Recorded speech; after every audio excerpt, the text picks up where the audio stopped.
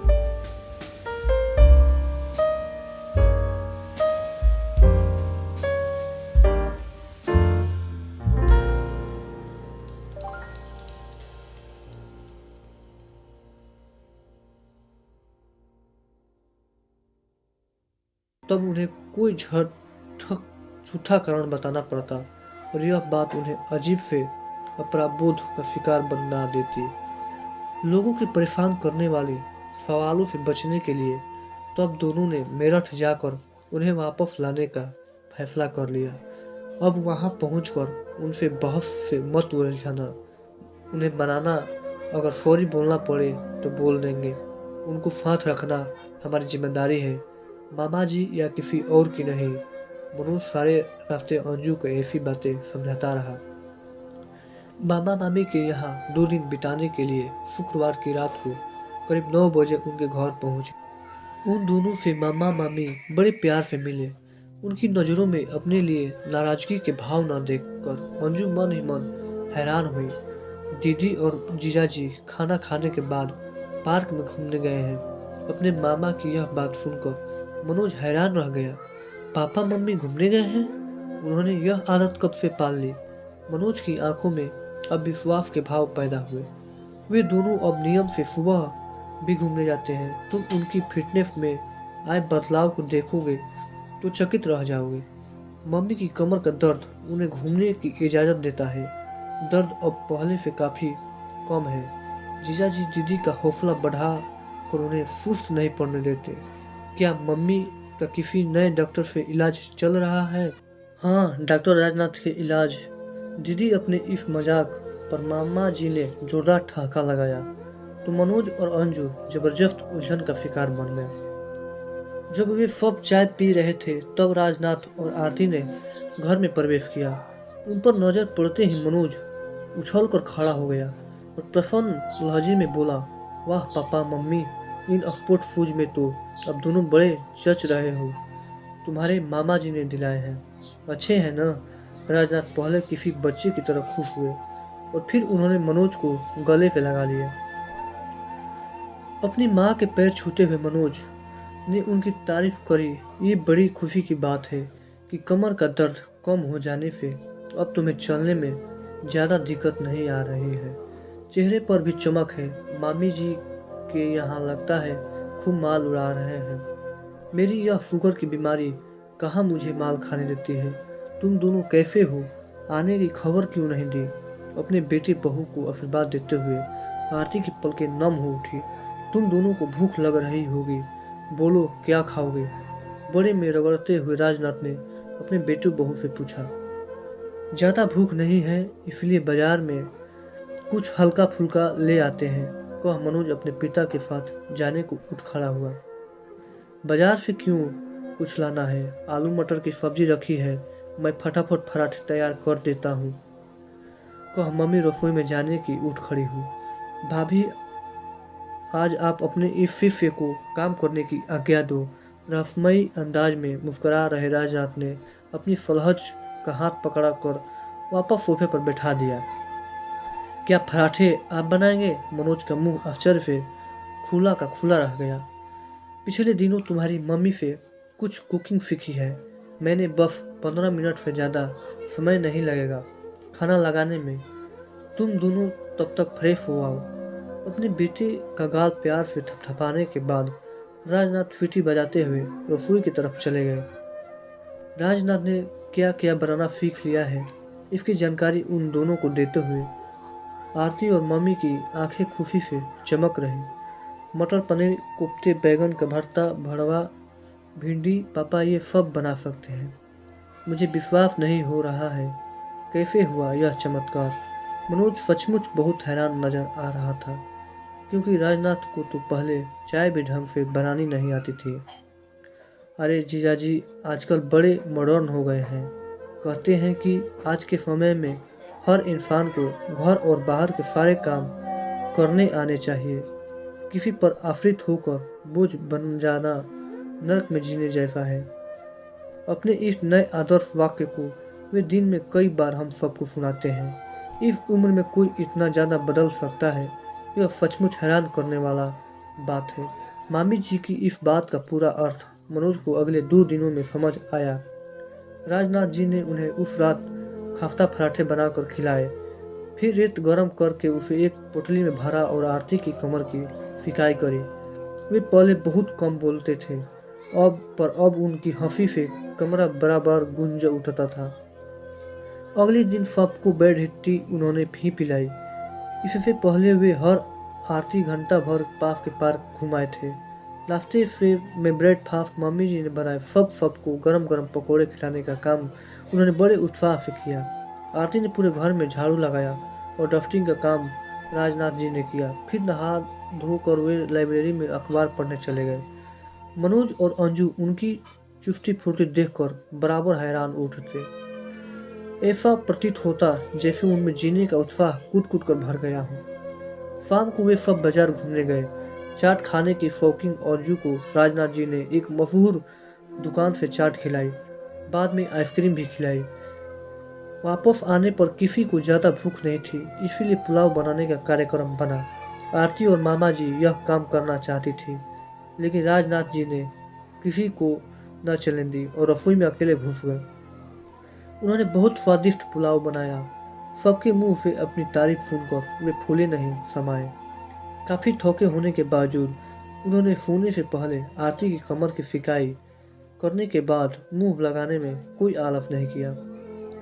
रविवार की सुबह मामी जी ने सबको संभार डोसे का नाश्ता कराया।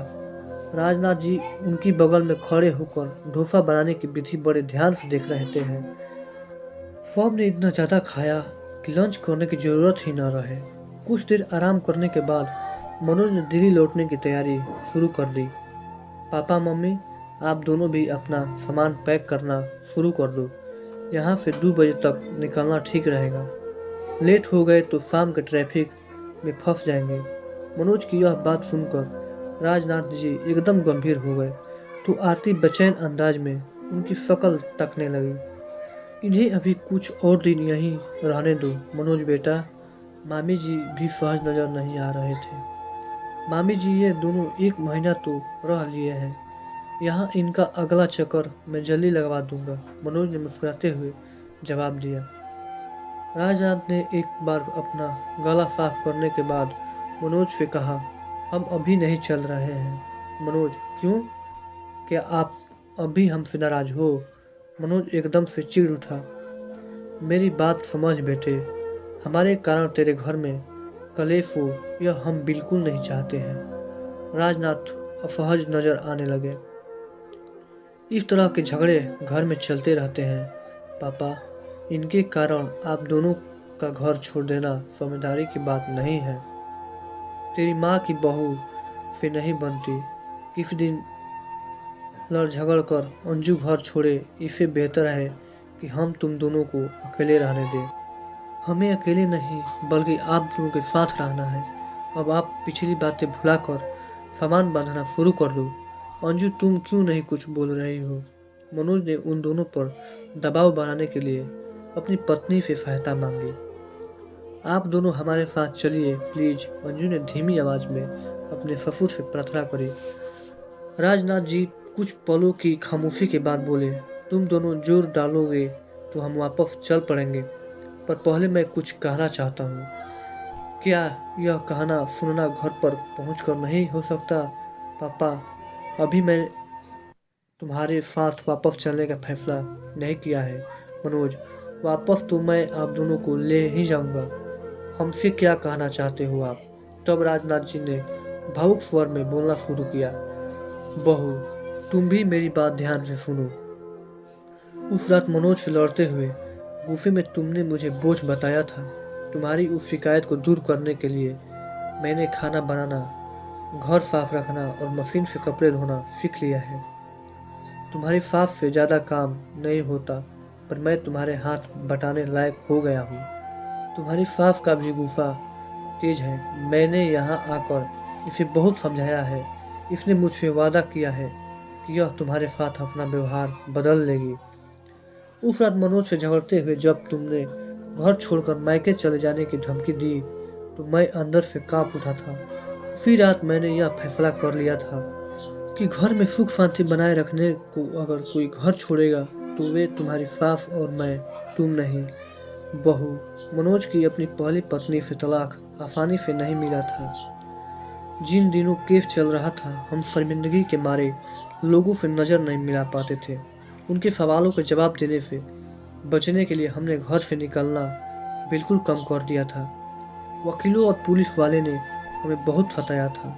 वैसा खराब वक्त मेरे ज़िंदगी में फिर से आ सकता है, ऐसी कल्पना भी मेरी रूह कँपा देती है।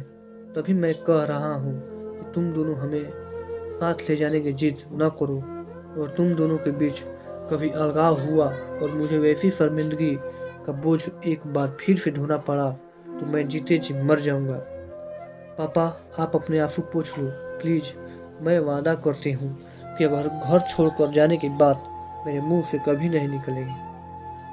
अपने ससुर के मन की पीड़ा को दूर करने के लिए अंजू ने भरे गले से तुरंत उन्हें विश्वास दिलाया, और मैंने आज से शराब छोड़ दी। मनोज के इस फैसले को सुनकर राजनाथ जी ने भाव विभोर होकर उसे गले से लगा लिया।